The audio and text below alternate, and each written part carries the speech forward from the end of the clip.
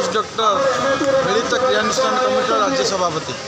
Sir कौन कहे आज गोटे विशाल समावेश या पूर्व आप समावेश नहीं आसते सरकार आप कथा भी किसी शुणी आज आप कौन रही सरकार आम कथा केवे शुणी ना 23 वर्ष है आमर 3 गोष्ठीर डाक्तर एमएचयू कोलोकेटेड आरबीएसके से निरवच्छिन्न भाव स्वास्थ्य जोगे आसुँच सारा ओडिशा रे ग्रासरूट लेवल रे बंडा घाटी टू आरंभ करी भुवनेश्वर पर्यंत कैपिटल हॉस्पिटल पर्यंत से जोगाउं।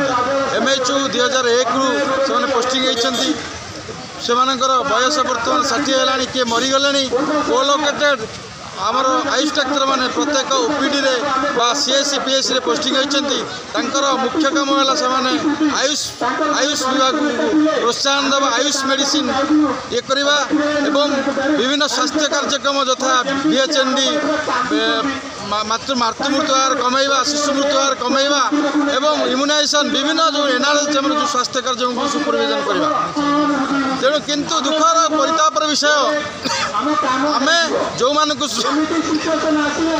सुपरविजन करुचु सीएचओ माने जो माने जस्ट आपणकर बीए पास करी एमए पास करी आर्ट्स करी आम सुपरविजन करूँ जी सुपरविजन अथॉरिटी दरमा 30,000 कि जहाँ को सुपरविजन करूँ दरमा 70,000 से आमको कहीं आज्ञा ये करेंगे। तेना आमर पीएससी सीएससी सर्वनिम्न कर्मचारी जी भी आम दरमा कम।